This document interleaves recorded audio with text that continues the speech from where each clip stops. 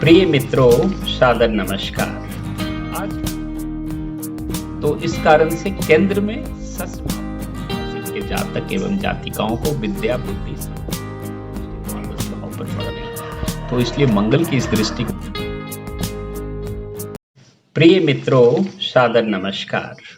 आज का हमारा विषय है वृषभ राशि का अक्टूबर माह में दूसरा, तीसरा एवं चौथा सप्ताह कैसा रहेगा। दोस्तों, हम जानते हैं कि वृषभ राशि एक स्थिर राशि है, स्त्री राशि है और भूमि तत्वीय राशि है।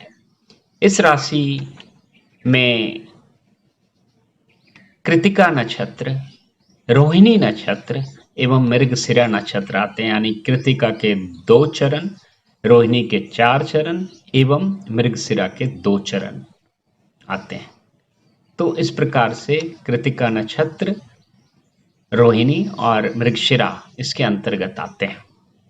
तो इस माह कैसी स्थिति रहेगी, हम इस पर विचार करते हैं। देखिए दोस्तों, इस माह कई योग बन रहे हैं वृषभ राशि के। पहला तो सस योग बन रहा है, दूसरा केंद्र त्रिकोण राज योग बन रहा है, चौथा हर्ष योग बन रहा है और पांचवा गुरु मंगल योग बन रहा है। इसके अलावा गुरु मंगल की कई अच्छी दृष्टि पड़ने से भी काफी अच्छे स्थिति का निर्माण हो रहा है। वहीं दूसरी ओर कुछ दुर्योग जैसे अंगारक योग, राहु गुरु चांडाल योग और दैन्य परिवर्तन योग भी बन रहा है। तो दोस्तों, हम सबसे पहले देखते हैं कि हमारे इस प्रथम भाव की क्या स्थिति है। तो प्रथम भाव की जो हमारी स्थिति है कि जो हमारे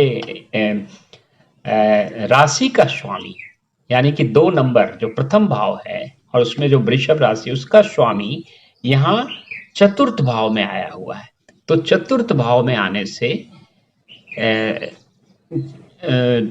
चूंकि शुक्र केंद्र में आ गया, राशि का स्वामी केंद्र में आने से यह स्थिति हमारे व्यक्तित्व के निखार के लिए, हमारे कृतित्व में वृद्धि लाने के लिए, हमारे कारकत्व में एक अद्भुतता लाने के लिए काफी अच्छी मानी जाएगी, क्योंकि राशि का स्वामी चतुर्थ भाव यानी कि केंद्र में बैठा है। उसके बाद जो हमारा द्वितीय भाव है, द्वितीय भाव जिसमें मिथुन राशि है और द्वितीय भाव का स्वामी बुध, द्वितीय भाव यानी कि मिथुन राशि, उसका स्वामी बुध पंचम भाव में स्वराशिस्थ होकर बैठा है और उच्च का होकर भी बैठा है। इस कारण से वह पंचम भाव में बुध जो है वो हर्ष योग भी बना रहा है और स्वराशिस्थ भी है। तो इसलिए यह माह धन, परिवार व वाणी सुख के लिए बहुत अच्छा है। आपकी वाणी में मधुरता रहेगा, आपकी धन में वृद्धि करेगा, आपकी पारिवारिक सुख में भी काफी वृद्धि करेगा। जहां तक तृतीय भाव का सवाल है, यानी कि तृतीय भाव जिसमें चंद्रमा, कर्क राशि में चंद्रमा है, तो कर्क राशि में चंद्रमा होने से मन की स्थिति बहुत अच्छी होगी, क्योंकि चंद्रमा, कर्क राशि चंद्रमा की खुद की राशि है, यानी चंद्रमा स्वराशिस्थ होगा। हालांकि ये 3 दिन होगा, फिर उसके बाद चंद्रमा चतुर्थ भाव में आ जाएगा। तो चतुर्थ भाव का चंद्रमा थोड़ा सा मानसिक कष्ट देगा, फिर चंद्रमा 2.5 दिन के बाद फिर पंचम भाव में आ जाएगा, फिर वो सुख प्रदान करेगा। फिर छठे भाव में चंद्रमा जब आएगा तो फिर वो ठीक रहेगा। 8वें भाव में, 7वें भाव में भी अच्छा रहेगा, लेकिन अष्टम और द्वादश में आने पर थोड़ी सी मानसिक पीड़ा भी देगा, यानी कि कुछ दिनों के लिए, ज्यादा नहीं। जितने दिन चंद्रमा चौथे, 8वें और 12वें में रहेगा। उसके बाद हम पंचम भाव की दृष्टि से अगर देखें, जो 5वां भाव है हमारा, उसमें 5वें भाव में नहीं, चौथे भाव, क्षमा करें, चौथे भाव में शुक्र खुद विराजमान है। तो यानी कि राशि का स्वामी शुक्र चौथे भाव में विराजमान है और चौथा भाव भूमि, भवन, वाहन, माता, इनका सुख देता है। भूमि का सुख, भवन का सुख और माता का सुख देगा। और इस पर गुरु की दृष्टि भी पड़ रही, यानी कि गुरु अपने द्वादश भाव से चतुर्थ भाव को अपनी पांचवी दृष्टि से देख रहा है, और गुरु की जो दृष्टि होती है उसको अमृतमय दृष्टि मानी जाती है। तो गुरु की दृष्टि पड़ने से भूमि, भवन, वाहन और माता के सुख में और भी अधिक वृद्धि होगा। परंतु दैन्य परिवर्तन योग बन रहा है, यानी कि शुक्र और सूर्य पंचम भाव और चतुर्थ भाव और छठे भाव में सूर्य आ जाएंगे 18 अक्टूबर से। तो 18 अक्टूबर के बाद दैन्य परिवर्तन योग बनेगा चतुर्थ भाव और छठे भाव के बीच में, जिससे थोड़ा संघर्ष बढ़ेगा। ऐसे तो दैन्य परिवर्तन योग भी अच्छा है, ये सकारात्मक मानते हैं इसको, लेकिन इसमें थोड़ा संघर्ष बढ़ जाता है, क्योंकि पॉजिटिव हाउस या निगेटिव हाउस के बीच में जब एक्सचेंज होता है तो थोड़ा संघर्ष बढ़ जाता है। उसके बाद अगर हम पंचम भाव की स्थिति देखें तो पंचम भाव जिससे विद्या, बुद्धि, संतान, प्रेम, सुख एवं सृजनात्मकता को देखा जाता है, तो वहां पर चूंकि बुध बैठकर हर्ष योग बना रहा है और सूर्य भी बैठा है जो बुधादित्य योग भी बना रहा है, तो पंचम भाव में हर्ष योग भी बन रहा है, बुध स्वराशिस्त भी है और सूर्य के होने से बुधादित्य योग भी बन रहा है। तो इस स्थिति में पंचम भाव हमें विद्या, वृषभ राशि के जातक एवं जातिकाओं को विद्या, बुद्धि, संतान, सृजनात्मकता एवं प्रेम का सुख प्रदान करेगा। परंतु यह सुख 18-19 तारीख तक ही रहेगा, क्योंकि फिर 19 तारीख को बुध चले जाएंगे छठे भाव में और 18 तारीख को सूर्य चले जाएंगे, वो भी चले जाएंगे छठे भाव में। तो उसके बाद ये विद्या, बुद्धि, संतान का सुख 18-19 तारीख के बाद इसमें थोड़ी कमी आने लगेगी। छठे भाव को अगर देखें तो छठा भाव होता है ऋण, रोग, शत्रु एवं प्रतियोगिता का भाव। इस स्थान में अभी तो मंगल है, तो मंगल हैं और गुरु की दृष्टि पड़ रही है।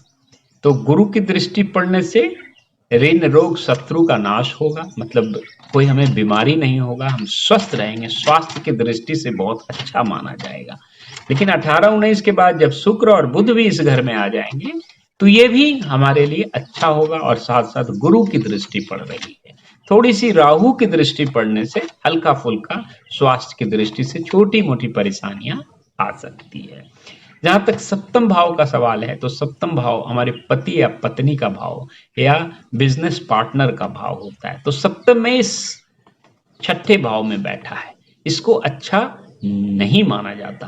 परंतु मंगल के साथ राशि परिवर्तन योग, मंगल के यहाँ होने से और गुरु की दृष्टि मंगल पर पड़ने से, गुरु की 7वीं दृष्टि जो अमृतमय दृष्टि है उसके पड़ने से यह लाइफ पार्टनर के साथ और बिजनेस पार्टनर के साथ थोड़ी सी राहत जरूर देगा।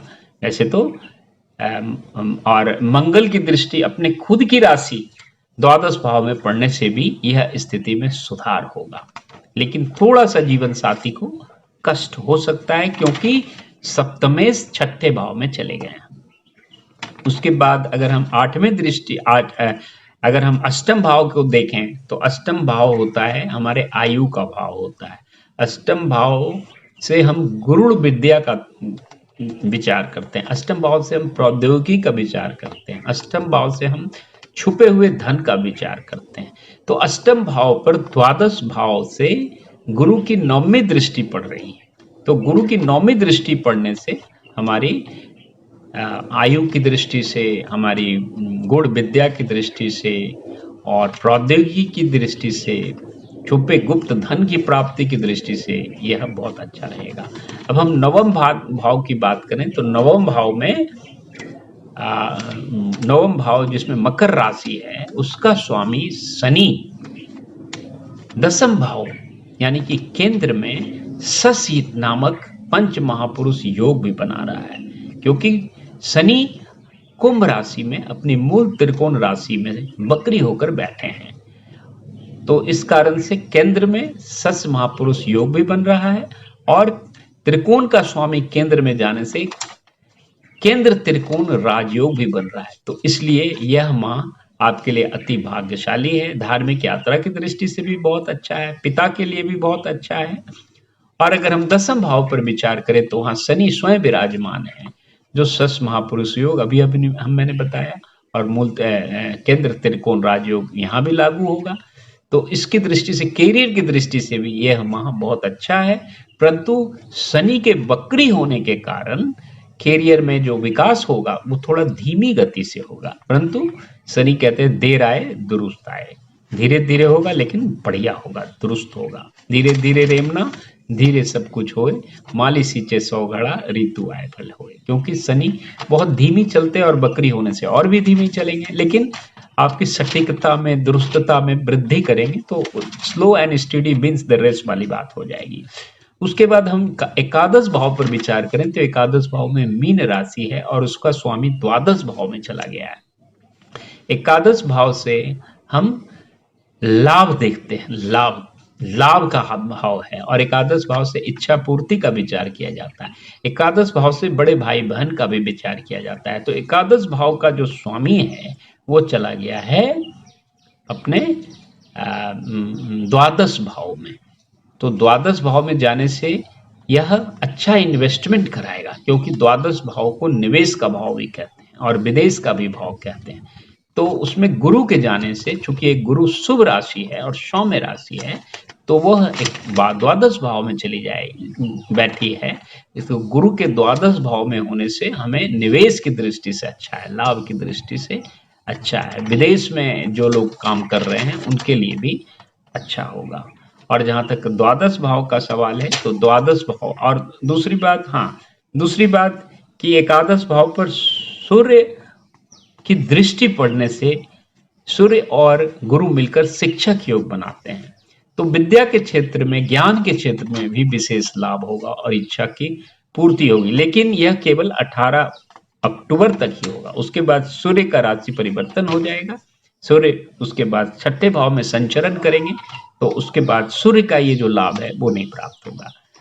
द्वादश भाव विदेश का भाव है, निवेश का भाव है, हालांकि व्यय का भी भाव कहते हैं, लेकिन जो व्यय होगा वो अच्छा होगा, क्योंकि मंगल की दृष्टि पड़ रही है द्वादश भाव पर। मंगल की 7वीं दृष्टि द्वादश भाव पर पड़ रही है, तो इसलिए मंगल की इस दृष्टि को पढ़ने से द्वादश भाव के लिए भी हमारे जो व्यय तो जरूर होगा, लेकिन व्यय से हमें लाभ होगा, निवेश होगा। हो सकता है कि किसी प्रॉपर्टी में या किसी शेयर मार्केट में अच्छी निवेश हो जिसका हमें लाभ मिले।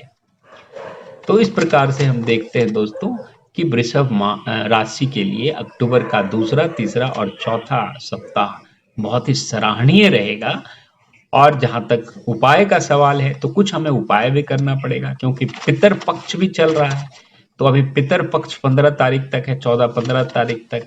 तो हमें उपाय, सबसे पहला तो ये उपाय करना चाहिए कि हमें पशु पक्षी जानवर को खाने के लिए देना चाहिए, गाय को चारा देना चाहिए।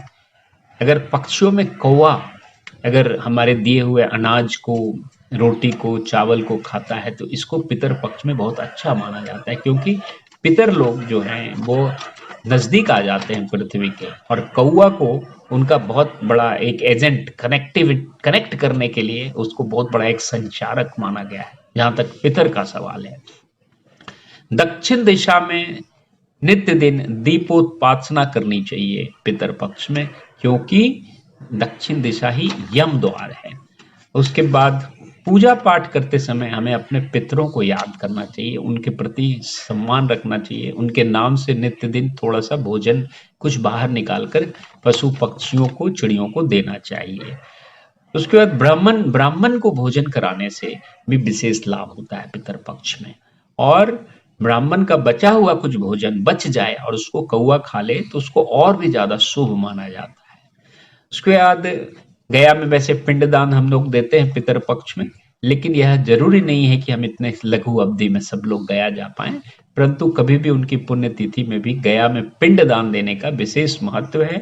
भगवान राम ने भी दशरथ का पिंडदान गया में किया था। इसके अलावा मंगल और राहु की स्थिति को सुधारने के लिए हनुमान चालीसा और सुंदर कांड के पार्ट में हम भाग ले सकते हैं, और सूर्य की स्थिति को सुधारने के लिए सूर्य को अर्घ प्रदान किया जा सकता है। तो दोस्तों, यह था वृषभ राशि का अक्टूबर के बचे हुए दिनों का राशिफल यानी कि दूसरे, तीसरे और चौथे सप्ताह का राशिफल। यदि आपके मन में कोई सवाल हो, कोई जिज्ञासा हो, कोई विरोधाभास हो, तो आप बेहिचक अपने सवाल कर सकते हैं, अपने विचार रख सकते हैं और अपनी अभिव्यक्ति दे सकते हैं। तब तक के लिए इजाजत, धन्यवाद और पुनः आपको नमस्कार।